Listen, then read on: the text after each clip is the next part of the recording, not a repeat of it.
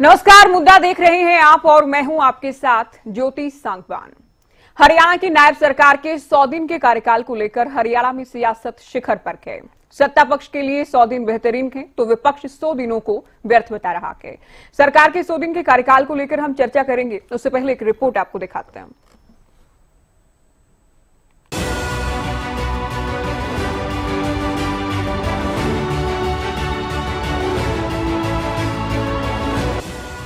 हरियाणा की नायब सरकार के इस कार्यकाल के 100 दिन पूरे होने जा रहे हैं। ऐसे में एक तरफ जहां सत्ता पक्ष इन 100 दिनों को बेहतरीन बता रहा है, तो वहीं विपक्ष इन 100 दिनों को व्यर्थ और असफल बता रहा है।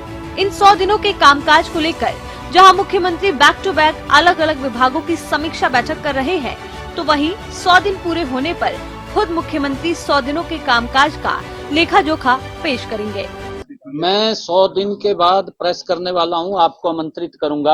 आप वहां आइए और बिल्कुल लिखिए, फिर उसके अंदर दिखाइए भी हमने 100 दिन में क्या क्या काम किए। हरियाणा सरकार के तमाम मंत्रियों ने कहा कि 100 दिन ही नहीं, पिछले 10 साल में जो काम बीजेपी सरकार ने करवाए वो कभी नहीं हुए। चौतरफा विकास हो रहा है, बिना पर्ची खर्ची नौकरियां दी गई। आने वाले कुछ दिनों के अंदर 100 दिनों पर एक प्रेस कॉन्फ्रेंस स्वयं मुख्यमंत्री करेंगे और अपने मुख से बताएंगे पूरे डाटे के साथ कि 100 दिन के अंदर क्या क्या काम किया और सरकार का आगे विजन क्या है। मैं समझता हूं 100 दिन छोड़िए, एवरी दिन एवरी डे कुछ ना कुछ नया सरकार के अंदर हो रहा है और सरकार तरक्की की ओर और डेवलपमेंट की ओर आगे चल रही है। देखो, 100 दिन में सरकार ने अपने माननीय मुख्यमंत्री जी के नेतृत्व में बहुत काम किया है। एक तो देखो सुनो, सरकार का जो विकास का जो पहिया है, विकास का जो पहिया है वो निरंतर चलता है। वो 100 दिन 50 दिन 200 दिन से काउंट ना करके तो पहिया चलता रहता है। कोई काम शुरू हुआ हो मान लो 2 साल पहले और वो कंप्लीट अब हो गया, तो किसको काउंट करोगे कि भाई अब इस दौरान में 100 दिन के दौरान में काम कंप्लीट हो गया। लेकिन विकास का पहिया रुकता नहीं है, विकास का पहिया चलता है। उधर हरियाणा के पूर्व सीएम भूपेंद्र हुड्डा और हरियाणा कांग्रेस अध्यक्ष उदय भान का कहना है कि ये 100 दिन व्यर्थ रहे हैं। हरियाणा में किसी तरह का कोई काम नहीं करवाया गया। 100 दिन में कोई सफलता मिली हो ऐसा तो कोई लगता नहीं। 100 दिन में इतना जरूर है कि जो इन्होंने वोट की खातिर जो 75,000 नए जो राशन कार्ड बनाए थे, 70% 75,000 नहीं 75 लाख नए इन्होंने राशन कार्ड बनाए और अब उनको एक एक करके उनको काटा जा रहा है। उसी तरह से जो कौशल विकास रोजगार निगम जो पक्का करने की बात कर रहे थे उनको हटाया जा रहा है। पहले तो उनको जब रेगुलर पोस्ट होने की बावजूद उनको पर्ची खर्ची से उनको लगाया, अब उनको हटाने में लगे हुए हैं। 100 दिन व्यर्थ किए हैं, कोई काम ही नहीं, कोई अचीवमेंट ही नहीं है। किस चीज का ब्यौरा मांग रहे हैं, कोई दिखाए तो सभी हमने ये किया है। बेरोजगारी इतनी बढ़ गई, मतलब 13 पोस्ट निकली हैं पीएन की, वहाँ 5,700 बच्चों ने किया जो कि वेल क्वालिफाइड है, एमए है, बीए है, एमफिल है, एमकॉम है, बीकॉम है। तो ये तो परिस्थिति है, कानून व्यवस्था बिल्कुल चरमरा गई। 100 दिन के इस कार्यकाल में नायब सरकार ने क्या किया क्या नहीं किया, इसे लेकर खुद मुख्यमंत्री प्रेस कॉन्फ्रेंस के जरिए विस्तार से जानकारी देंगे। लेकिन विपक्ष को सरकार के 100 दिन के कामकाज बिल्कुल नहीं सुहा रहे। Bureau report, Haryana news. तो 100 दिन के कार्यकाल में क्या कुछ काम हुआ, सरकार की प्राथमिकताएं क्या हैं, किस तरह की झलक आगामी 5 साल को लेकर नजर आई है, इसे लेकर चर्चा करने वाले हैं कुछ खास मेहमानों के साथ। राकेश शर्मा बीजेपी प्रवक्ता हमारे साथ डिबेट में जुड़ गए हैं, वेद प्रकाश विद्रोही प्रवक्ता कांग्रेस, रजत पंजेटा प्रवक्ता इनेलो और राजेंद्र जादून वरिष्ठ पत्रकार भी हमारे साथ चर्चा में शामिल हो गए हैं। आप सभी का बहुत स्वागत है। शुरुआत बीजेपी से करते हैं। राकेश जी, हालांकि 5 साल के लिए बहुमत मिला है, मैंडेट मिला है आप लोगों को, लेकिन 100 दिन किसी भी सरकार की प्राथमिकताएं, सरकार की क्या कुछ कार्यशैली रहने वाली है आगामी 5 साल को लेकर, ये बताने के लिए काफी कहीं ना कहीं रहते हैं। अब विपक्ष ये कह रहा है व्यर्थ है, कोई कार्य नहीं हुआ है, 100 दिन पूरी तरह से व्यर्थ बताए गए हैं मुख्य विपक्षी पार्टी की ओर से। लेकिन आप बीजेपी प्रवक्ता होने के नाते कितने नायाब मान रहे हैं इन 100 दिन को? सबसे पहले सभी दर्शकों को मेरा नमस्कार। और ज्योति जी, मैं सबसे पहले तो ये बता दूं, जो कांग्रेस जो विपक्ष ये कह रहा है 100 दिनों में कुछ नहीं हुआ। ये कांग्रेस जो कह रही है अपने लिए कह रही है कि हमने 100 दिन में कुछ नहीं किया। ये 100 दिन के अंदर सरकार भी बने 100 दिन हो गए और चुनाव हुए 100 दिन हो गए। ये 100 दिन में सीएलपी का लीडर नहीं बना पाए। हाँ। ये तकलीफ तो इनकी खुद की है कि हमारी पार्टी 100 दिन में हमारा सीएलपी का लीडर नहीं बना पाई। तो वास्तविक तकलीफ तो इनकी है कि भाई 100 दिन में कुछ नहीं हुआ। ये कहना चाह रहे हैं कि हमारी पार्टी में 100 दिन। पिछले 10 वर्षों में जो विकास का पहिया जो चला था उसको गति देने का काम किया। जैसे माननीय मुख्यमंत्री जी ने शपथ ली, शपथ से पहले 24,000 युवाओं को नौकरी देने का काम किया, 24 फसलों पर एमएसपी देने के काम किया, किडनी और कैंसर के पेशेंट के लिए राहत देने का काम किया, और कितने ही कार्य 100 दिन के अंदर भारतीय जनता पार्टी की सरकार ने, नायब सिंह सैनी जी की सरकार ने किए हैं। माननीय मुख्यमंत्री जी ने भी, आप दिखा रहे थे कि माननीय मुख्यमंत्री जी ने भी कहा है कि ठीक 100 दिन में मैं प्रेस कॉन्फ्रेंस करके एक एक काम जो हरियाणा के विकास के रथ का पहिया 2014 में शुरू हुआ था उसको गति देने का काम और तीव्र गति से 100 दिन के अंदर भारतीय जनता पार्टी की नायब सिंह सैनी जी की सरकार ने किया है। और पूरे हरियाणा की जनता जानती है और विपक्ष की तकलीफ खाती है, और विपक्ष की तकलीफ खास करके कांग्रेस की अपनी तकलीफें हैं, अपनी समस्याएं हैं, आपस का जो इनका अंदरूनी कलह है, वो जो तकलीफें हैं, जो दिक्कत है, वो दिक्कत ये है कि 100 दिन के अंदर इतना कुछ होने के बावजूद भी हम 100 दिन में अपनी लड़ाई से बाहर ही नहीं निकल पाए। हरियाणा की जनता ने सबक भी सिखाया, परंतु इन्होंने अब भी सबक नहीं सीखा और ये 100 दिन के अंदर अपना सीएलपी का लीडर नहीं बना पाए। तकलीफ ये है, परंतु हरियाणा की जनता जानती है कि भारतीय जनता पार्टी की सरकार ने, नायब सिंह सैनी जी हरियाणा के यशस्वी मुख्यमंत्री, जो विकास की नींव माननीय मनोहर लाल जी ने हरियाणा में रखी थी उसको और गति देने का काम किया है। और इस 100 दिन में हरियाणा की जनता के लिए अनेकों योजनाएं, अनेकों काम जो पाइपलाइन में भी थे उनको तीव्र गति देने का काम किया है। ठीक है, विद्रोही जी, हुड्डा साहब कह रहे हैं व्यर्थ रहे 100 दिन, उदय भान भी कह रहे हैं नाकाम रही सरकार, लेकिन बीजेपी प्रवक्ता राकेश शर्मा की बात में दम तो है कि कांग्रेस भी कहीं ना कहीं नाकाम ही रही। कांग्रेस के लिए 100 दिन व्यर्थ रहे कि मुख्य विपक्षी पार्टी जनता ने आप लोगों को बनाया, आप लोग ना नेता विपक्ष चुन पाए और ना ही मुख्य विपक्षी पार्टी के नाते जो किया जाना था 100 दिन में आप लोग कर पाए। इस काउंटर का भी जवाब दीजिएगा, साथ ही बीजेपी सरकार के 100 दिन को लेकर क्या कहेंगे वो भी आप बताइएगा अपने उत्तर में। ज्योति जी, आपको और सभी साथियों को नमस्कार। नमस्कार। पहले तो आप और भाजपा का प्रवक्ता ये तय कर लें कि आज बहस कांग्रेस के 100 दिन पर होनी है या भाजपा के 100 दिन के राज पर होनी है। अब भाजपा के प्रवक्ता से आपने सवाल पूछा, एक भी काम नहीं गिना पाए, कांग्रेस की आलोचना करने लग गए। इसका मतलब है कांग्रेस की आलोचना और कांग्रेस की खामियां, इसके अलावा इन्होंने कोई काम किया ही नहीं। अगर काम किया होता तो अपने गुण गाते। वैसे मेरे हिसाब से ये सरकार 3,750 दिन की सरकार है। बेशक मुख्यमंत्री नया बन गया पर सरकार तो कंटिन्यूटी की है। 3,750 दिन की सरकार के चलाने वाले भी वही लोग हैं। एक तो होता है चुनाव के माध्यम से मंत्री बनते हैं, एमएलए बनते हैं, मुख्यमंत्री बनते हैं, वो सरकार का गठन करते हैं और सरकार को चलाने के पीछे तंत्र होता है। वो जो तंत्र मनोहर लाल खट्टर जी के समय था सीएमओ, उसमें जितने भी अधिकारी नियुक्त हैं वो अधिकारी हैं जो खट्टर साहब की सरकार चला रहे थे। जो राजनीतिक नियुक्तियां सीएमओ में अब तक हुई है वो भी वही लोग हैं जो खट्टर जी चला रहे थे। अर्थात कोई नया परिवर्तन नहीं आया, वही कंटिन्यूटी की सरकार है और जो पहले हो रहा था वही अब हो रहा है। दूसरी बात, जो भाजपा के आपने एक बाइट सुनाई थी आखिरी दिन समय, उन्होंने खुद ही पोल खोल दी कि काम नहीं हुआ। उन्होंने बड़ा सही कहा, मैं उनकी इस बात से सहमत हूं कि सरकार कंटिन्यूटी की होती है। भाई काम हमने 2 साल पहले शुरू करे, अब वो पूरे हुए इन 100 दिनों में हम उसको उपलब्धि बता दें। ये है मूल तत्व, यही मुख्यमंत्री जी कर रहे हैं।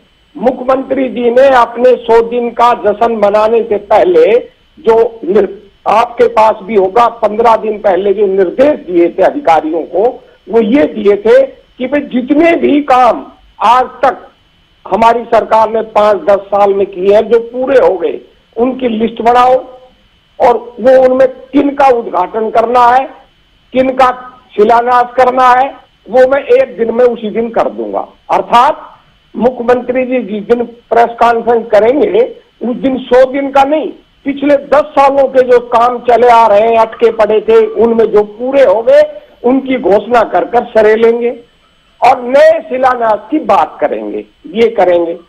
इन्होंने 3 उपलब्धि बताई भाजपा प्रवक्ता ने, मैं उन्हीं पर बात करूंगा। इन्होंने कहा कि हमने शपथ लेते ही 24,000 लोगों को नौकरी दे दी, पर शायद ये भूल गए कि ये नौकरियां चुनाव से पहले ही दी जा चुकी थी।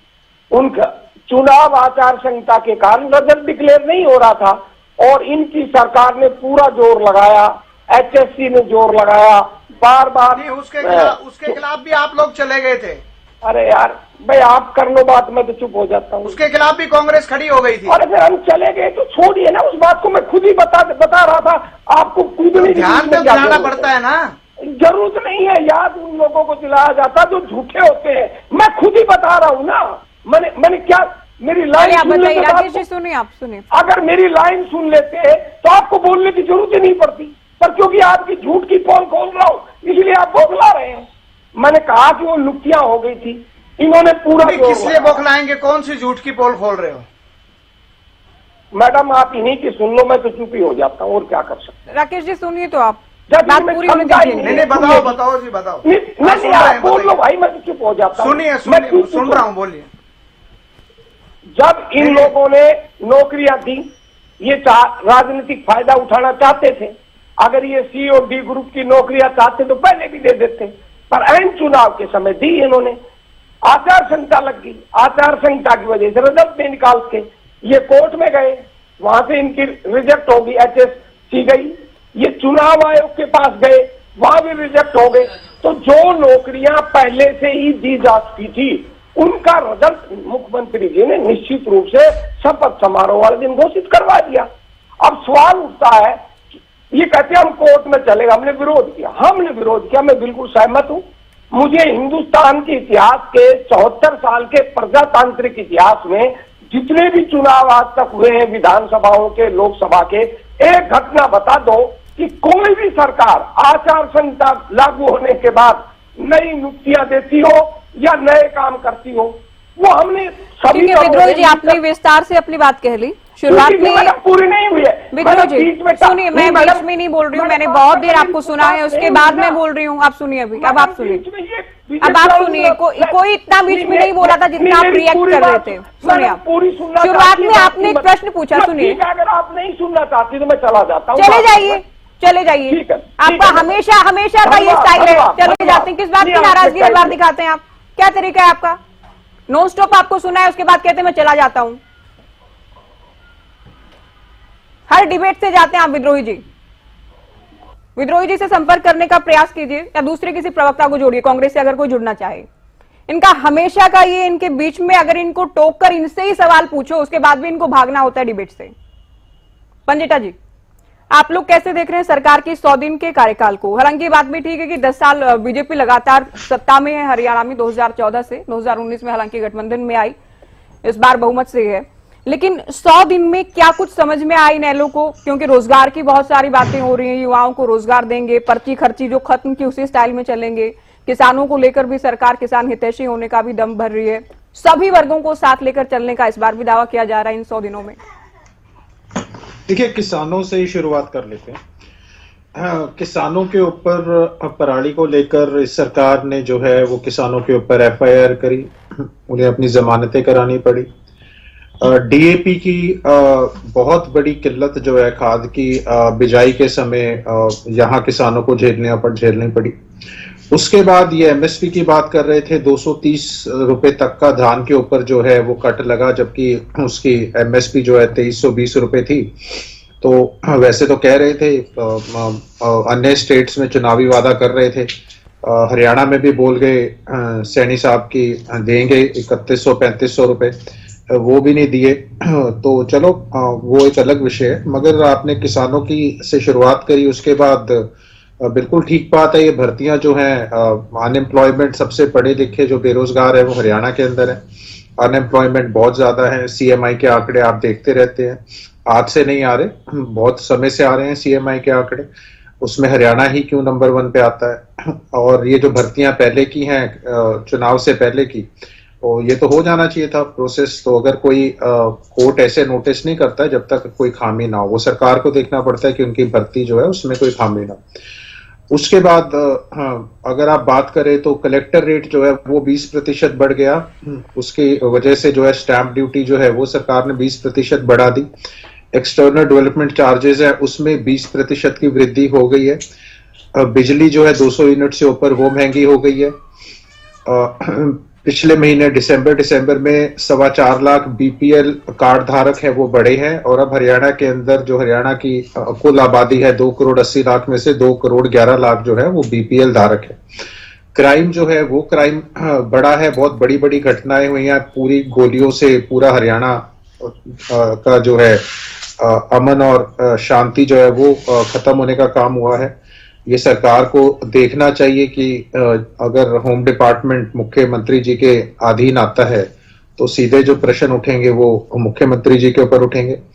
18 करोड़ का मनरेगा में घोटाला हो जाता है, वो भी देखना पड़ेगा। ये भी 100 दिन के अंदर अंदर हुआ है। तो अगर ये पिछले 100 दिन की अगर इतनी चीजें हम बता सकते हैं आपको, तो ये 100 दिन में सरकार ने जो है इससे किसान की, आम जनता की, वो है कमर तोड़ने का काम किया है। महंगाई बढ़ाकर, ना स्टेट में लॉ एंड ऑर्डर की स्थिति ठीक है, और उसके बाद किसानों की तो हालत बहुत ही खराब।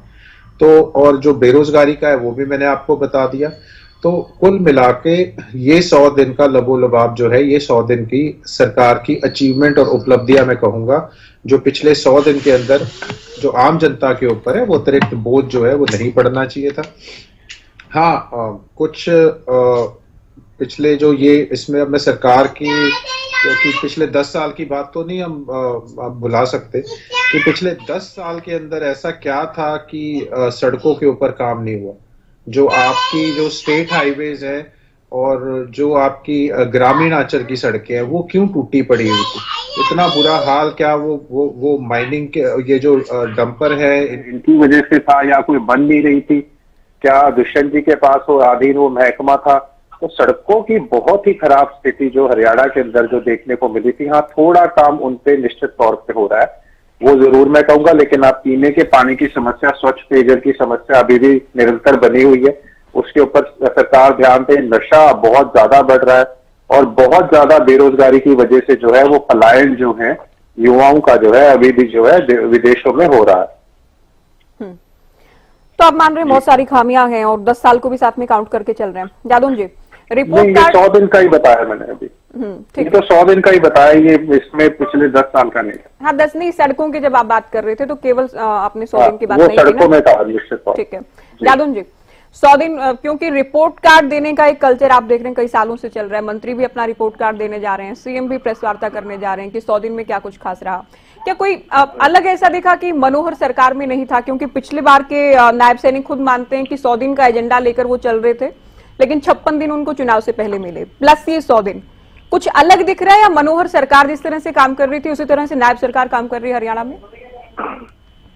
देखिए, बहुत सारा तो लगातार, अगर एक ही पार्टी की सरकार है तो लगातार ही चलता रहता है, और अगर अलग अलग पार्टी की सरकार है तो भी जो है पिछली सरकार का कामकाज रिटेन किया जाता है, उसको आगे बढ़ाया जाता है। ये तो है नहीं कि किसी परियोजना का शिलान्यास हो गया तो उसको फिर शिलान्यास को बंद कर दिया जाए और नए तरीके से कोई काम शुरू किया जाए या परियोजना रद्द कर दी जाए।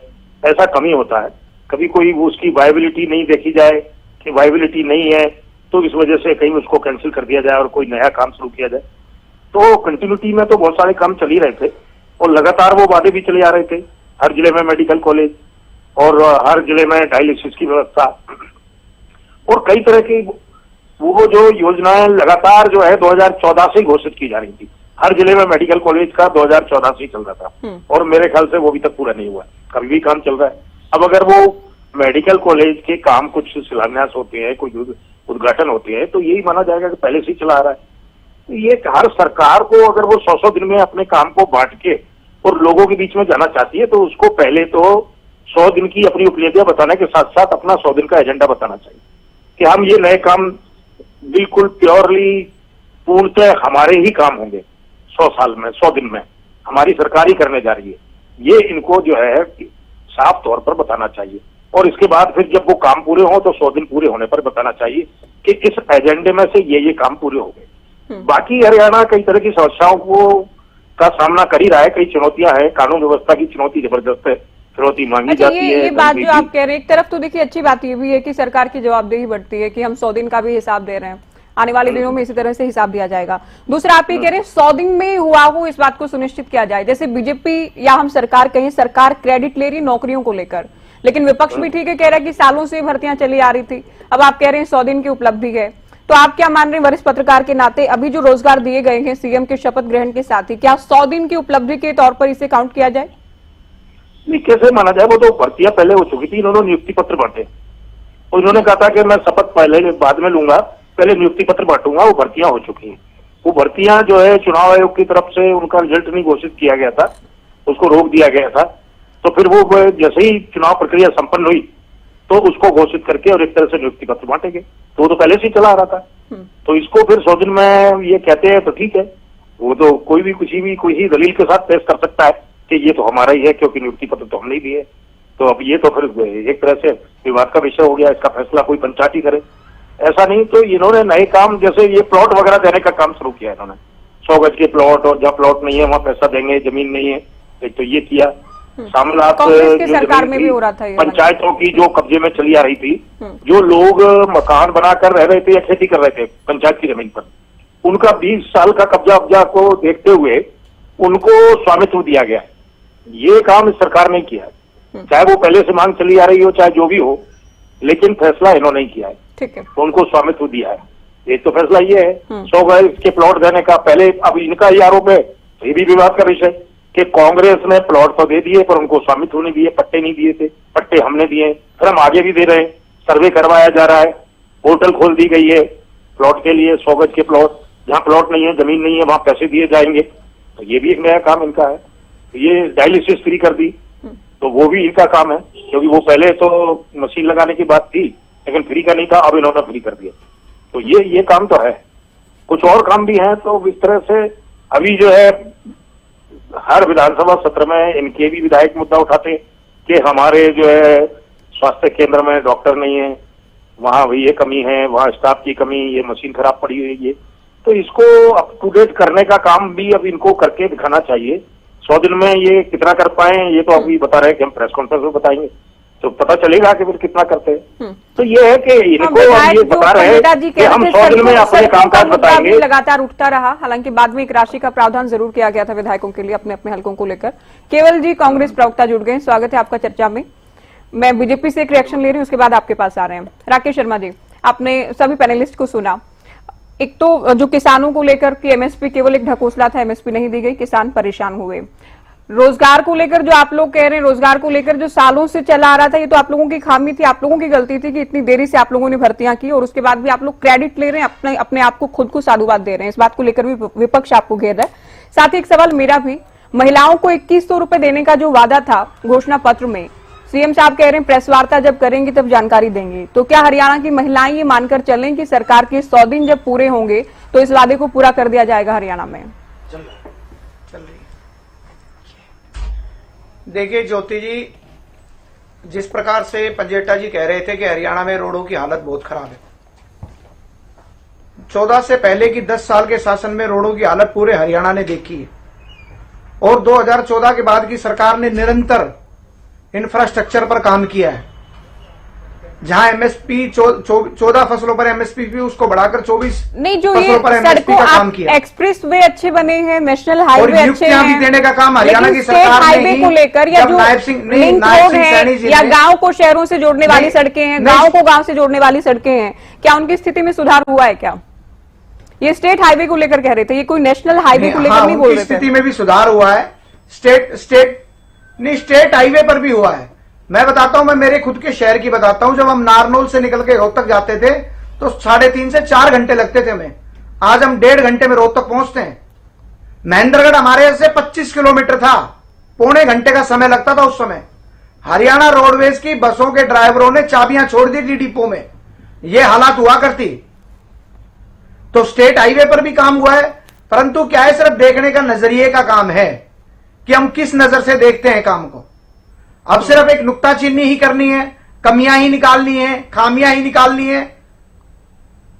पिछले 10 साल से जब से भारतीय जनता पार्टी की सरकार बनी है, हर क्षेत्र में हर वर्ग के लिए काम हुआ है। युवाओं को पहली बार हरियाणा के अंदर बिना पर्ची बिना खर्ची की हमने नौकरी देने का काम किया। माननीय मुख्यमंत्री जी ने कहा था कि मैं शपथ बाद में लूंगा और युवाओं को नियुक्ति पत्र पहले दूंगा, तो उन्होंने शपथ से पहले उनको नियुक्ति पत्र देने का काम किया, शपथ वाले दिन। अच्छा, बेरोजगारी को लेकर विपक्ष अब भी ये कह रहा है। दूसरा, हुड्डा साहब भी कह रहे हैं कि एक चपरासी की नौकरी के लिए बेरोजगारी बहुत सारे युवा हुई हैं। कितने युवा एक चपरासी के लिए भी नौकरी आप लोग निकालते हैं, उसके लिए भी फॉर्म भरते हैं, उसके लिए भी परीक्षा देते हैं?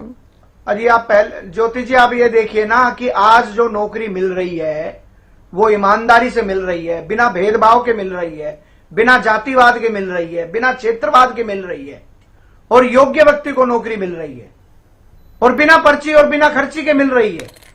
जबकि 14 से पहले हरियाणा का कल्चर और हरियाणा को इन लोगों ने बदनाम ही कर दिया था पूरे देश में कि हरियाणा के अंदर नौकरी का मतलब पैसा, हरियाणा के अंदर नौकरी का मतलब क्षेत्रवाद, हरियाणा के अंदर नौकरी चाहिए तो भाई भतीजावाद। हमने उस कलंक से भी हरियाणा को बाहर निकाला है कि हरियाणा का मतलब है हरियाणा में नौकरी का मतलब योग्यता। उन चीजों से बाहर निकाल करके लेके आए हम हरियाणा को। किडनी के पेशेंट के लिए डायलिसिस फ्री किया है, कैंसर के पेशेंट के लिए, क्रोनिक डिजीज है उनके लिए सहायता प्रदान की है। मेडिकल कॉलेज बनाए जाने थे हरियाणा के सभी जिलों में। मेडिकल कॉलेज 2014 से आप लोगों का वादा था।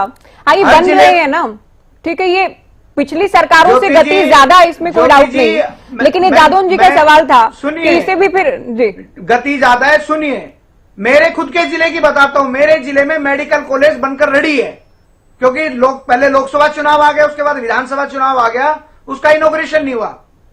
उसी चुनाव के दरमियान में एम्स की आधारशिला रखी गई थी रेवाड़ी के अंदर, वो बहुत तेजी से उसमें काम चल रहा है।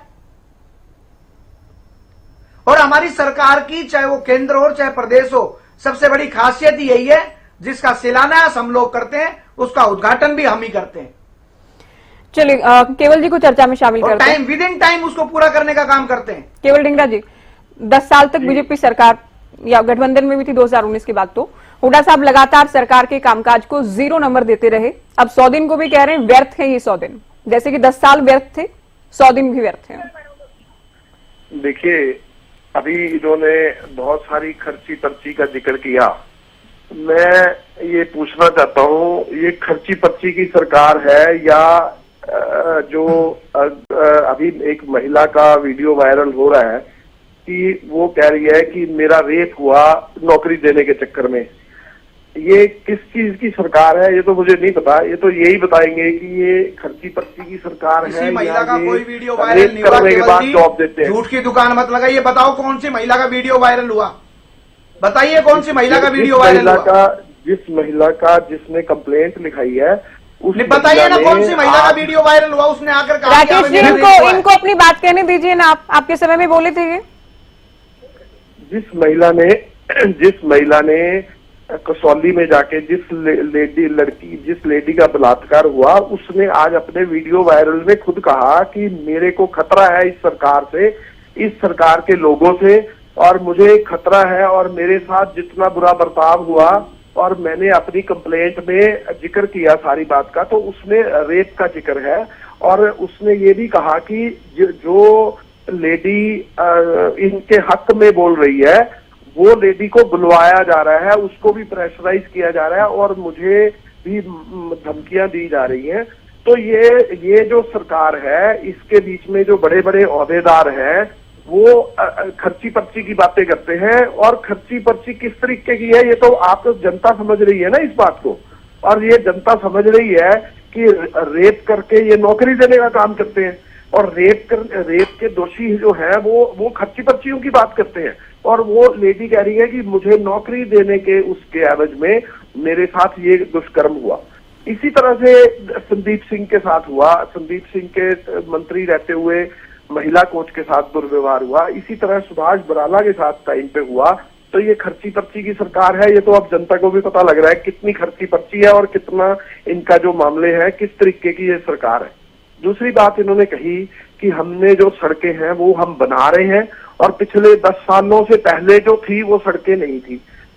ऐसा है, अगर सड़कें नहीं थी तो 10 साल सरकार हमने भी चलाई है, लेकिन अब के जो ईवीएम के लूट हुई है, ईवीएम के जो अभी भी जो लोग एमएलए अपने जो प्रावधान किए हुए हैं इलेक्शन कमीशन द्वारा उसमें अमाउंट भी ले रहे हैं और उनको ईवीएम को दिखाने के लिए, ना दिखाने के लिए मजबूर भी किया जा रहा है। और उनको ये कह रहे हैं कि हम जो है इस ईवीएम का सिर्फ आपको मोक पोल करके दिखाएंगे, लेकिन जो उसके अंदर वोट पड़ी हुई है वो नहीं दिखाएंगे। क्यों?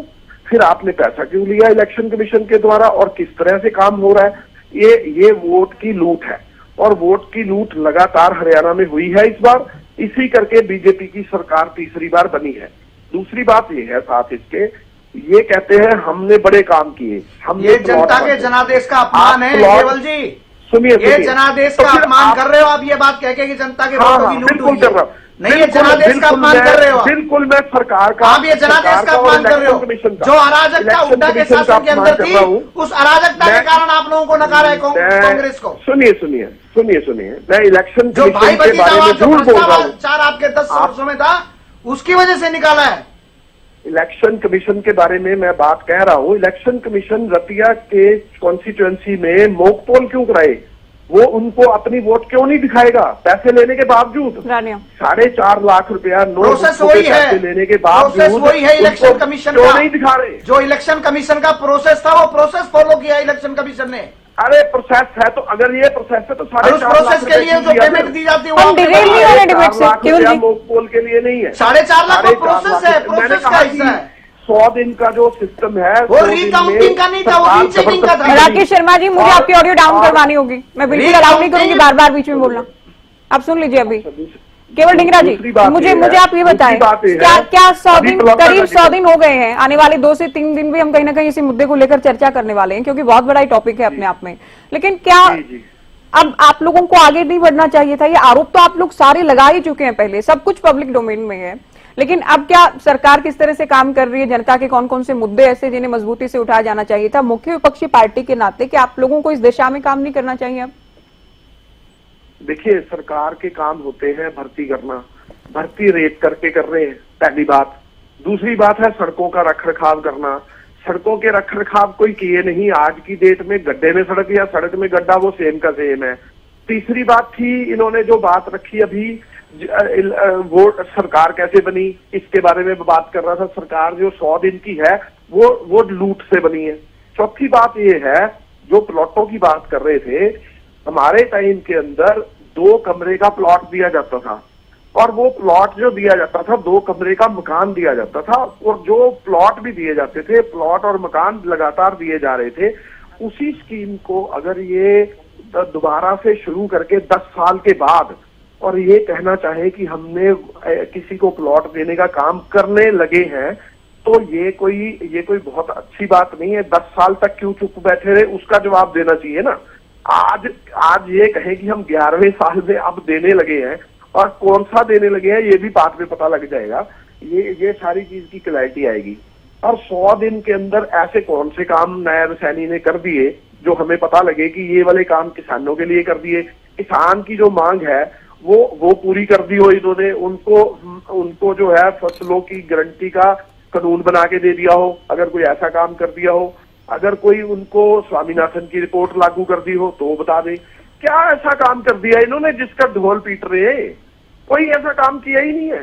100 दिन की नायब सैनी की सरकार ने कुछ भी नहीं किया, और इसीलिए हम जब बोलते हैं तो ये कहते हैं कि ये तो गलत बोल रहे हैं। और जो अगर हम कोई ये कह दें तो कह देते हैं ये तो अपमान कर दिया जनता का। जनता का अपमान हमने कब किया? हमने तो जो जनता की आवाज है वो उठाई, और आप लोग गला घोट के विपक्ष की आवाज दबाना चाहते हैं। आप लोग विपक्ष की आवाज को ये कहना चाहते हैं कि ये बोल ही ना पाए। ऐसा करना चाह रही है बीजेपी, और ये केवल हरियाणा में नहीं हो रहा, पूरे देश के अंदर हो रहा है। और कभी ईडी छोड़ते हैं, कभी सीबीआई लेकिन छोड़ते केवल हैं, ये कभी क्या विपक्ष की कितने आवाज को केसेस खुद चल रहे हैं। कांग्रेस भी नहीं दबा रही? क्या नेता विपक्ष भी आप लोगों ने अभी तक नहीं बनाया? इस बात पर विद्रोही जी नाराज होकर भाग गए डिबेट से। हर बार जाते हैं, हालांकि वो आप मीडिया ठीक है। कोऑर्डिनेटर भी, एक मैं आपको मिनट, बता रही हूँ, मैं ऑनियर ही बता रही हूँ मैं एक आपको, हर बार मिनट, जाते हैं मैं डिबेट बता- से। लेकिन ये शुरुआत में ही राकेश जी ने कहा था कि अगर व्यर्थ किसी के लिए 100 दिन रहे तो वो कांग्रेस के लिए रहे। नेता प्रतिपक्ष हरियाणा को नहीं मिल पाया 100 दिन में केवल जी। ये भी एक अहम विषय है, कांग्रेस को भी हम हल्के में नहीं ले सकते। बहुत बड़ा विषय है ये, इतना बड़ा विषय है कि उससे हरियाणा की सरकार चल नहीं पाएगी 100 दिन, कि उनको एक विपक्ष का नेता नहीं मिला, इस करके हरियाणा की सरकार चल ही नहीं पाएगी। ये इतना बड़ा विषय है क्या? हाँ, विषय जरूर है, लेकिन वो विषय हरियाणा के कांग्रेस के हाथ में नहीं है ना, जिससे हम डिबेट कर रहे हैं। वो विषय है सेंटर के हाथ में, क्योंकि हमारी जो सेंटर की टीम है उन्होंने विपक्ष का नेता चुनना है। हम कौन सा मना कर रहे हैं कि विपक्ष का नेता ना हो। 37 एमएलए जो है वो लोगों के द्वारा चुने गए हैं हमारे, उनमें से ही एक नेता बनना है। तो लेकिन विधानसभा के अंदर हुड्डा साहब ने, जो पूर्व विपक्ष के नेता थे, पूरी आवाज उठाई, लेकिन सरकार तो भाग गई उनका जवाब देने से। तो विपक्ष के नेता की बात कहाँ है, जब जवाब तो देना नहीं चाह रहे। और मैं बात कर रहा हूं तो मेरी बात का जवाब कौन देना चाह रहा है यहाँ पे बैठा? ये तो ये कह रहे हैं कि अपमान हो रहा है जी हमारा। और इनका अपमान कहां से हो जाएगा जब बात ही नहीं कोई सुनना चाहेगा? तो ये तो गला घोटने वाली सरकार है। इनको गला घोटना बंद करना पड़ेगा, ईडी सीबीआई बंद करनी पड़ेगी, उनको अपने घर भेजना पड़ेगा। जो ठीक है, चलिए उत्तर ले लेते हैं। राकेश जी काफी कुछ कहना चाह रहे हैं। उन तोतों को खत्म करना पड़ेगा और जनता के लिए काम करना पड़ेगा। सुना आपने केवल जी ने कहा कि हमने गला घोटने की, हम तो ये कह रहे हैं कि जनता का अपमान कर रहे हो, आप जनादेश का अपमान कर रहे हो। जब आप जनता द्वारा चुनी हुई सरकार पे उंगली उठाकर ये कहते हैं कि ये ईवीएम की वजह से जीत गए, फिर कर्नाटक में भी आप ईवीएम की वजह से जीते क्या? कर्नाटक में ईवीएम ठीक थी, हिमाचल में ईवीएम ठीक थी, झारखंड में ईवीएम ठीक थी, जेएंडके में ईवीएम ठीक थी। जम्मू कश्मीर के अंदर जो माननीय मुख्यमंत्री हैं, उन्होंने प्रधानमंत्री जी की उपस्थिति में यह कहा कि मोदी जी ने अपना वादा पूरा किया और 4 महीने में चुनाव करवाए और निष्पक्ष चुनाव कराए। आपके इंडी गठबंधन के इतने बड़े नेता है, मुख्यमंत्री उमर अब्दुल्ला ने कहा। आप बोलने से पहले सोचते नहीं है। आप 2 मिनट में जिस जनता को आप हाथ जोड़ जोड़ कर वोट मांगते हैं, उसके जनादेश के बाद अगर आप सत्ता में नहीं आए तो उसके वोट को दरकिनार कर देते हैं। जीतने वाली पार्टी को आप वोटों की लूट का लुटेरा बताने लगते हैं। आप जनादेश का अपमान करते हैं। बताइए ज्योति जी, उमर अब्दुल्ला जी ने अभी कहा कि नहीं, जब माननीय मोदी जी गए तो उमर अब्दुल्ला ने भरी सभा में कहा कि मोदी जी ने अपना वादा पूरा किया और निष्पक्ष चुनाव करवाया। क्या झारखंड में निष्पक्ष चुनाव नहीं हुआ? ठीक है, कांग्रेस को भी सुझाव दिया कि इस तरह से ईवीएम पर सवाल उठाना गलत है। कांग्रेस को भी नसीहत दी। पंडिता जी, इंडी गठबंधन के कितने नेताओं ने कहा कि ईवीएम पर सवाल मत उठाइए? जी ज्योति जी, देखिए, और मैं अभी भी वही बात दोहरा रहा हूं कि के अंदर विपक्ष जी कह रहे थे कि जी ऊपर से तय करेंगे, ऊपर वालों को तय करना है। अरे भाई, आपका सीएलपी तो आपके विधायकों को तय करना है। नहीं, फैसला तो दिल्ली से होना है ना। यहाँ तो ऑब्जर्वर्स आए थे, ये कह रहे हैं वन लाइनर हम लोगों ने सुझाव दे दिया था, नेता का नाम बता दिया गया था, चंडीगढ़ में मीटिंग भी हुई थी। अब दिल्ली से कब नाम फाइनल होकर आएगा ये कह रहे हैं, हम भी इंतजार कर रहे हैं। ठीक है पंडिता जी, महिलाओं के 2100 रुपए का वादा, जिसको लेकर मैंने राकेश जी से भी सवाल पूछा। सीएम साहब कह रहे हैं कि प्रेस वार्ता करेंगे, तो संभव है कि कुछ नए ऐलान भी हो, संभव है घोषणा पत्र में कुछ वादे जो किए गए थे, जो अभी तक हालांकि बहुत ज्यादा समय नहीं हुआ है। अभी आप रुके, काफी समय ले चुके हैं, आप बताइएगा, अगली बार बताइएगा। सरकार ने ज्योति जी, सरकार ने जो भी वादा किया था, चाहे महिलाओं को 2100 रुपए का देने का वादा हो, जो भी वादा सरकार ने अपने संकल्प पत्र में किया था, उस सब एक एक वादों को सरकार पूरा करने का काम करेगी। और हमारे पिछले 10 वर्षों का शासन भी देख लो, हमने जो भी कहा है वो उसको पूरा करने का। चलिए, घोषणा पत्र में जो वादे किए जाते हैं वो 5 साल के लिए होते हैं, आप लोग बार बार कहते हैं, और मैं भी इस बात से सहमत हूं। लेकिन अब क्योंकि सीएम साहब से पूछा गया था, उन्होंने खुद ही उत्तर दिया है कि प्रेस वार्ता में विस्तार से इस पर बताएंगे। तो कुछ नई सौगात भी हरियाणा को मिलने जा रही है, कुछ जो वादे घोषणा पत्र में थे उस दिशा में भी सरकार काम कर सकती है। कैसे देखते हैं पंडिता जी? देखिए, एक ऐसा ही वादा इन्होंने महाराष्ट्र के चुनाव से पहले किया था। उसमें मुख्यमंत्री माझी लड़की बहन योजना एक इन्होंने शुरू करी थी, ऐसा ही वो बिल्कुल था, उसमें पैसे देने की स्कीम थी। 2100 रुपए। उसमें अब सरकार बनने के बाद 20 लाख महिलाओं को, मैं 20 लाख का आंकड़ा दे रहा हूँ, 2,20,000 का आंकड़ा नहीं, 20 लाख उसमें जो महिलाओं को उसमें से बाहर निकाल दिया गया। 2100 का देने के वादे के साथ साथ 5 लाख आवास बनाने का भी इन्होंने एक वादा किया हुआ है। एक बड़ा मुख्य जो सबसे इंपॉर्टेंट इशू है वो है 500 रुपए में सिलेंडर का जो है वो भी इन्होंने अपने संकल्प पत्र कह लीजिए, घोषणा पत्र कह लीजिए, ये इससे भी बड़ा मुद्दा है कि 500 रुपए में सिलेंडर देंगे। तो ये जरूर इसके ऊपर जो है, इसके ऊपर भी आप जो है इनसे इनका संकल्प पत्र है उस पर जवाब दीजिए। इन्होंने ओबीसी के लिए पूरी की पूरी फीस को माफ करना या स्कॉलरशिप देना, हिंदुस्तान में किसी भी मेडिकल कॉलेज या इंजीनियरिंग कॉलेज में ओबीसी के छात्रों के लिए कंप्लीट फीस का वेव ऑफ कहिए या उसको एक प्रॉपर जो सरकार ने वर्ड है कंप्लीट स्कॉलरशिप, वो स्पॉन्सर किया जाएगा, स्कॉलरशिप दी जाएगी पूरे देश में। भारत के किसी भी गवर्नमेंट कॉलेज का शब्द इस्तेमाल किया, तो ये बड़ा इंपॉर्टेंट इशू है, इसको भी जरूर पूछिए। एक इन्होंने अव्वल बालिका योजना, ग्रामीण क्षेत्र में जो छात्राएं हैं उनको, प्रत्येक छात्रा को जो है ग्रामीण क्षेत्र में रहने वाली पढ़ने वाली कॉलेज में, उसको स्कूटर भी देने का इन्होंने एक वादा किया हुआ था, उसके बारे में भी जरूर इनसे जो है वो पूछा जाए। बाकी चलो 5 साल में ओलंपिक नर्सरी है, 2 लाख पक्की नौकरी तो हम पिछले साल से सुनते आ रहे हैं। उसके बाद 24 फसलों पे एमएसपी, और एमएसपी के मैंने आपको पोल खोली थी, कभी 17% मॉइस्चर कहते हैं, जिस तक रहेगा मॉइस्चर की सारी आपको पता है, 3 सरकारी एजेंसियों की मशीनें मॉइस्चर का जो मापती हैं वो खराब पाई गई थी।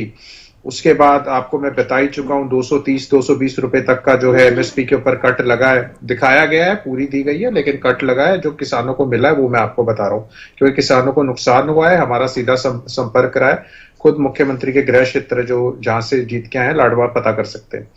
उसके बाद और बड़ी योजनाएं हैं इनकी, अग्निवीर वाली, चलो उस पर बाद में आएंगे, कि गारंटी दी है हरियाणा में उनको जो है सभी को गवर्नमेंट जॉब दी जाएगी। और इसके लिए सरकार ने क्या प्रावधान, कौन सा कानून बनाया है, या जो है इस पे कोई कानून बनाने, अलग से रिजर्वेशन देने जा रहे हैं एक सर्विसमैन के अलावा, उसको अभी सरकार जो है वो खुलासा करने का काम करे। तो ये तो इनके संकल्प पत्र है जिसके ऊपर सीधा सीधा प्रश्न है। अब मैं एक बात के ऊपर जरूर आना चाहूंगा, क्योंकि बात जो है अभी कांग्रेस के प्रवक्ता मेरे भाई ढींगरा जी ने करी है। देखिए ढींगरा जी, आपने रिकाउंटिंग की बात करी है, मैं भी पूछना चाह रही थी रानिया को लेकर जो इन्होंने कहा, क्योंकि रानिया में तो रिकाउंटिंग की बात के पूरे हरियाणा में कुछ सीटों को लेकर आरोप कहीं, ईवीएम पर, तंत्र पर, बीजेपी पर। देखिए इनको पता होना चाहिए कानून क्या है, इलेक्शन कमीशन की क्या गाइडलाइंस है। और बहुत सी जगह रिकाउंटिंग होती है अगर इलेक्शन ड्यूरिंग द प्रोसेस, क्योंकि एक ईवीएम मशीन, आप ये नहीं है कि यहाँ हो गई तो अगली जगह जहाँ पे भी इलेक्शन है तो वहां अवेलेबल नहीं कराई जाएंगी, तो वो ईवीएम मशीन जाती है दूसरी जगहों पे भी, और 1 हफ्ते तक का आपके पास समय भी होता है। आप इलेक्शन कमीशन में वो 1 हफ्ते तक वो आपको वहीं इंटैक्ट रहेंगी। आपको कुछ है, कोई बहुत लोग कराते हैं, तो अगर आप इतने महीनों बाद, 3 महीने बाद, अगर आप 4 महीने बाद उठेंगे, कल को 6 महीने बाद, 1 साल बाद कहेंगे, तो ये थोड़ा सा मेरे को मतलब हताश, क्या मतलब ये कोई लॉजिकल ग्राउंड नहीं था कि पैसे जमा करा दिए तो ईवीएम इन्हीं की हो गई, वो रखी रहेगी, वो स्ट्रांग रूम में हमेशा रखा जाएगा, वो कहीं इलेक्शन में ना भेजी जाए, क्योंकि जहां जहां कांग्रेस हारी है वो जहां जहां जीती है उसके लिए नहीं प्रश्न चिन्ह उठाएंगे। और मुझे तो समझ में नहीं आता भी, अगर कोई हमारे ऊपर आप उठा रहे हो, आपके इतने दिग्गज हार गए, आपके प्रदेश अध्यक्ष हारे हैं, दलाल साहब हारे हैं, कुलदीप शर्मा हारे हैं, तो आप मुझे कोई लॉजिक है? अगर आप फिर तो हुड्डा साहब कैसे जीत गए, बीवी बत्रा जी कैसे जीत गए, गीता मुक्कल जी कैसे जीत गई, तो उस पे बहुत बड़ा प्रश्न है। और हमारा तो सीधा कोई वो भी नहीं है, हमने अगर ऐसा ही कोई, अच्छा, उस बात के उत्तर में, क्योंकि हम इस टॉपिक पर अब बात करने ही लगे, तो कांग्रेस 14 सीटों का एक जिक्र कर रही है कि बाबरिया कोई मैसेज आया था जिसे लेकर उदयभान अदालत भी जा चुके हैं कि कुछ सीटों पर फ्रीक्वेंसी सेट की गई थी ईवीएम के। नहीं, देखिए बड़ी हैरानगी की बात है कि अगर कुछ सीटों के ऊपर फ्रीक्वेंसी, तो हमारे को तो जो हमारे लिए बड़ी इंपॉर्टेंट सीट्स है, हम उनके ऊपर, हमारा तो कोई वो भी नहीं है।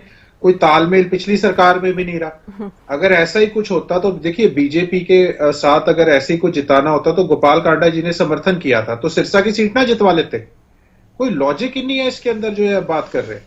हम अपनी इलाहाबाद की सीट ना जितवा लेते। कमाल की बात करते हो आप।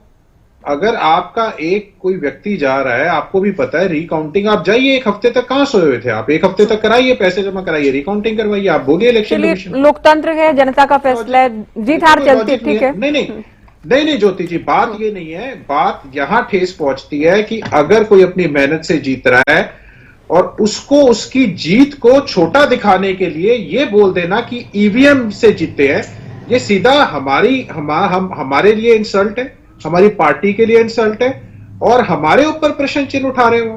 मतलब कमाल की बात करते हो। जहां आप जीतते हो उनके ऊपर प्रश्न चिन्ह उठा लो। आप पूरे प्रोसेस को बोल रहे हो, मतलब हमें जनता की सपोर्ट, हमें जनता की वोट मिली है और आपका तो एक कहते हैं ना, आपने झूठी वेव चला रखी थी। आपकी एक झूठी, उसमें आपके थोड़े बहुत जो नहीं भी जीतने थे वो भी आपकी सीटें जीत गए। वो असलियत पता होती, चाहे हरियाणा की जनता को तो उतनी सीट भी ना आती आपकी। मतलब ये बहुत ही गलत एक वो है जो ये बार बार बोलते हैं, अपनी हार को स्वीकार नहीं करेंगे। अपनी हार स्वीकार करने के बाद जो दूसरा जो है ईवीएम की वजह से जीत गया, ये बात गलत है, ये छोड़ देनी चाहिए। कांग्रेस की हताशा जताती है। और हाँ, ये बहुत बड़ा इशू है।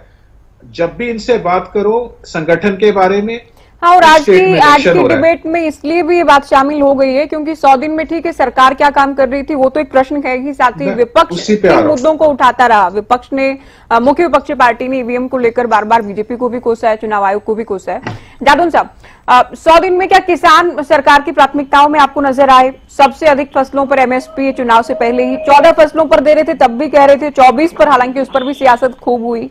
सबसे अधिक मुआवजा देने को लेकर भी सरकार ने खुद को शाबाशी खूब दी है। और क्या ये पंजाब में, चूंकि पंजाब के किसान जो आंदोलन कर रहे हैं उसमें इस बार हरियाणा के किसानों का समर्थन साथ नहीं है, क्या इसे सरकार की उपलब्धि के तौर पर देखा जाए कि हरियाणा का किसान संतुष्ट है सरकार से? देखिए, सरकार तो, हरियाणा की सरकार इसलिए संतुष्ट है कि हरियाणा का किसान उसको आंदोलन को समर्थन नहीं करता। वो तमाम तरह की मुद्दे वो बना देते हैं, हमें बुलाया नहीं गया और हमें बुलाया जाएगा तब हम जाएंगे, और वो कुछ तरह की दलीलें चलती रही हैं। तो लेकिन किसानों का आंदोलन अपनी जगह है, क्योंकि एमएसपी को कानून के दायरे में लाने की मांग को लेकर ही वो जो 1 साल आंदोलन चला और 750 किसान उस आंदोलन के दौरान वो मृत्यु को प्राप्त हुए, एक तरह से उनको शहादत का रूप दिया जा रहा है। तो वो जो है, सरकार ने आंदोलन समाप्त कराया था ये वादा करके कि एमएसपी को कानून के दायरे में लाने पर विचार लाया जाएगा और कमेटी गठित कर दी गई थी। फिर इसके बाद कोई प्रगति सामने आई नहीं तो किसान आंदोलन कर रहे हैं। अब ठीक है कि लॉजिकली तो उनकी मांग सही है। अभी लेटेस्ट पता चला है कि केंद्र सरकार ने वो जो खनौरी बॉर्डर पर आंदोलन चल रहा है और डल्लेवाल जी का जो अनशन चल रहा है, उन किसानों को बातचीत के लिए आमंत्रित कर लिया है। तो वो जो रविवार को दिल्ली कूच करने वाले थे वो उन्होंने स्थगित कर दिया। तो देखते हैं क्या होता है। अब ये है कि हरियाणा सरकार, बीच में ये भी हुआ था कि जो भारतीय किसान यूनियन चढ़ूनी है उनके नेता चढ़ूनी जी मिले और वो हरियाणा के मुख्यमंत्री जी से मिले और उन्होंने कहा कि मैं मध्यस्थता करूंगा। अब ये समझ में नहीं आया कि उस मध्यस्थता का क्या हुआ फिर आगे। तो किसानों का मुद्दा है, सबसे बड़ा मुद्दा तो एमएसपी का कानून के दायरे में लाने का ही है। फिर और जुड़ी हुई मांगे हैं तमाम तरह की, कोई 13-14 मांगे हैं। तो अब सरकार को उनको करना चाहिए, उनका हल निकालना चाहिए किसी तरह से, किसानों को संतुष्ट करके, और ये आंदोलन समाप्त कराना चाहिए। खासतौर से सुप्रीम कोर्ट तक चला गया डल्लेवाल जी का मुद्दा, और सुप्रीम कोर्ट ने चिंता व्यक्त की है कि क्या आप कोई अनहोनी का इंतजार कर रहे हैं। इतना कुछ कहा जा चुका है। उनके जो है स्वास्थ्य की जांच रिपोर्ट कई बार सुप्रीम कोर्ट ने मांग ली और उनको ये कहा कि उनको मेडिकल सहायता पर दी गई है। अभी मेडिकल सहायता कभी काफी जो है मान मनोबल के बाद फिर उन्होंने वो एक तरह से मेडिकल जो हेल्प मिलनी चाहिए, जो मेडिकल हेल्प ली है उन्होंने स्वीकार की है। तो ये है कि किसानों का मुद्दा है। बाकी तो सरकार कहती है कि हम जो है फसल खराबे का मुआवजा काफी देते, पहले कम मिलता था, हमने 15,000 प्रति एकड़ कर दिया, ये कर दिया, तमाम तरह के जो है, और सीधा जो है किसानों के खाते में जाता है पैसा। और जो है ब्याज का भी वो बताते हैं कि अगर फसल के खरीद के भुगतान में अगर विलंब हुआ तो हम ब्याज भी देते हैं उस पीरियड तक, और वो कुछ करोड़ों का वो उन्होंने जो है बताया कि इतना ब्याज भी दिया गया। तो ठीक है, लेकिन सवाल यह है कि जो बेसिक जहां से आंदोलन शुरू हुआ है और किसान सबसे ज्यादा जिस मुद्दे पर आंदोलित है उस पर समाधान की जरूरत है। और हरियाणा सरकार को भी उसमें जो भी भूमिका वो निभा सकती है, केंद्र सरकार के साथ बातचीत करके आग्रह करना चाहिए कि इनके मुद्दों, क्योंकि वो केंद्र के लेवल की मांगे हैं, केंद्र सरकार के स्तर पर ही हल की जा सकती है। चलिए ठीक तो है, मैं हरियाणा हरियाणा के सरकार को एंगल से लेकर मैंने आपसे प्रश्न उस पर पूछा। लास्ट कमेंट्स का रुख करते हैं हम। केवल जी, आखिरी कमेंट आपका, कोई सुझाव, क्योंकि 100 दिन अब होने जा रहे हैं, आगामी दिनों में सरकार किस तरह से काम करे, क्या अच्छा किया जा सकता है कि विपक्षी पार्टी के प्रवक्ता के नाते आप कोई सुझाव देना चाहेंगे चर्चा में? देखो ऐसा है, ये सरकार जो है ये नाकाम सरकार है। इनका 100 दिन का अगर हम पॉइंट वाइज जिक्र करें तो 0 रिजल्ट है। और 10 साल का वो रिजल्ट जो खट्टर साहब का था, उनका चेहरा इसलिए बदला गया क्योंकि उनकी चेहरे से हरियाणा की बीजेपी सरकार चुनाव नहीं जीत सकती थी, इसीलिए मोदी जी ने उनका चेहरा चेंज कर दिया और नए चेहरे को लेके आ गए कि अब इनको देखो। और इनका जो चेहरा है ये 100 दिन के अंदर अभी जीरो में से 0 नजर आ रहा है। अभी तक इन्होंने कोई काम शुरू नहीं किया है। हाँ जरूर दौड़ स्पीड बहुत तेज है। आज सुबह दिल्ली में है, शाम को हिसार में है, रात को पंचकूला में है, लेकिन काम कोई नहीं है। और एक और बात बताना चाहता हूँ, इनके पास ना तो कोई पैसा है स्टेट के खर्च करने के लिए, तनख्वाहों के लिए मुश्किल से पैसा है, वो तनख्वाहें दी जाती हैं, उसके बाद इनके पास बजट में मामला 0 है। कहां से डेवलपमेंट करेंगे, कहां से सड़कें ठीक कराएंगे, कहां से नौकरियां देंगे। जितनी नौकरियां थी उन सबको भी, उन नौकरियों को खत्म कर रही है सरकार और HKRN शुरू करके कच्ची नौकरियां जो कि जिनका प्रावधान ही 15-20 हजार रुपए उसके ऊपर होता है, वो भी कंट्रैक्चुअल है, किसी टाइम भी उनको निकाला जा सकता है। वो कोई पक्का नहीं है एम्प्लॉय और उसकी कोई ग्रेच्युटी नहीं, उसकी कोई पेंशन नहीं, उसका कुछ भी वो नहीं। वो डिप्लॉयमेंट पॉलिसी है जिसको इन्होंने लागू किया है और उसके तहत जितने नंबर बढ़ाई गए 1 लाख, 2 लाख, 4 लाख, उन नंबरों का कोई मतलब नहीं है। सरकारी नौकरियां खत्म की जा रही हैं और डिप्लॉयमेंट स्कीम शुरू की जा रही है जो कि ठेकेदारी प्रथा है, उसके ऊपर सरकार चल रही है और इनके पास डेवलपमेंट के लिए पैसा नहीं है। बिल्कुल आप इनके अगर नेट रिजल्ट आप निकाल लें, कोई प्रगति नहीं हो रही हरियाणा के अंदर। हरियाणा के अंदर बहुत बुरी हालात में प्रदेश है। उसी तरीके से ये किसान को पैसा नहीं दे पा रहे, उसी तरीके से बिजनेसमैन का बुरा हाल है, उसी तरीके से कर्मचारियों का बुरा हाल है। जो भी इस समय है वो त्राही करके इस सरकार को पलटा करने के लिए तैयार बैठा है, लेकिन ये वाहवाही लूटने के लिए बैठे हैं बस, और कुछ नहीं हो रहा। केवल ढींगरा जी कह रहे हैं 100 दिन का निचोड़ ये है कि भागदौड़ तो खूब कर रहे हैं आप लोग, काम नहीं कर रहे हैं। मैं तो ये ज्योति जी, मैं तो यही कहूंगा कि कांग्रेस यही टेप रिकॉर्ड बजाती रहे। कांग्रेस को ना संगठन बनाना है, ना CLP का लीडर बनाना है, यही पुराना टेप रिकॉर्ड बजाती रहे और भारतीय जनता पार्टी की सरकार विकास का काम करती रहेगी। अब की बार तीसरी बार आए हैं, इनका रिकॉर्ड ऐसे ही बजता रहा तो चौथी बार भी हरियाणा में भाजपा की ही सरकार बनेगी, क्योंकि करने धरने को कुछ है नहीं। संगठन के नाम पे 0, CLP लीडर बनाने के नाम पे 0, आरोप प्रत्यारोप पे नाम पे 1 नंबर, संगठन के नाम पर विघटन। सुझाव आपने सुझाव मांगा, इन्होंने एक सिंगल सुझाव नहीं दिया कि भाई सरकार को क्या अच्छा करना चाहिए, क्योंकि सुझाव देने के लिए है ही नहीं। क्योंकि इनको लगता है कि जब हमारी पार्टी में हमारे सुझाव हमारी पार्टी नहीं सुनती तो हम सरकार को क्या सुझाव दें। तो इनकी मनोदशा ये बन गई है कि हमारी पार्टी में ही नहीं सुनी जाती, हमारा तो केंद्र हमारी नहीं सुनता, तो हम सरकार को क्या सुझाव दें। इनकी मनोदशा ठीक नहीं है और ये जनता के जनादेश को नकारने वाले लोग हैं। इनडायरेक्टली ही सही बजट को लेकर जरूर दे दिया है कि केवल वेतन मुश्किल से दे पा रही है सरकार, इंफ्रास्ट्रक्चर के लिए कुछ करे आने वाले दिनों में, क्योंकि बजट को लेकर भी अब सुझाव दिए जा रहे हैं ना। ठीक है पंडिता जी, अंतिम कमेंट चर्चा का आपसे। याद आ गई कि हिमाचल देखिए 2 बातें, वहां भी है संकट, वो याद आ गई केवल जी को। 2 बातें कहना चाहूंगा कि अगर भाजपा के संकल्प पत्र के अंदर, सुन लीजिए, देखिए भाजपा के प्रवक्ता सुनते नहीं है। देखिए इनके अपने मैनिफेस्टो में है कि 24 फसलों पे हम MSP देंगे। किसान कह रहे हैं हमें आप पे विश्वास नहीं, आप कानून बना दीजिए। आप कह रहे हो हम देंगे, किसान कहता है इस पे फिर कानून बनाने में क्या दिक्कत है। तो मैं सीधा पूछता हूं, अगर आप कह रहे हो 24 फसलों पे MSP देंगे तो उसके ऊपर कानून बनाने में हर्ज क्या है? कानून बना दीजिए, किसान को विश्वास हो जाएगा, बात छोटी सी है।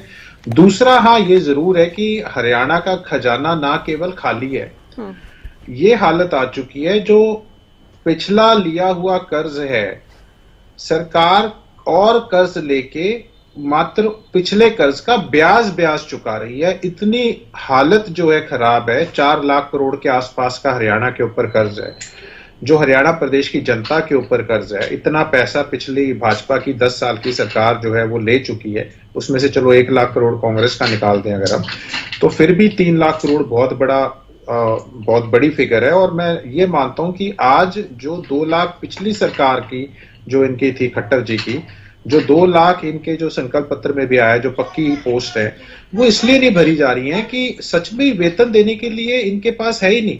सरकार खुद ऐसी त्रुटियां उसमें डालती है कि वो भर्तियां फिर चैलेंज होती हैं, कोर्ट में लटकी रहती हैं। 2-2, 3-3 साल तक युवाओं के भविष्यों के साथ जो है वो खिलवाड़ कर रही है सरकार।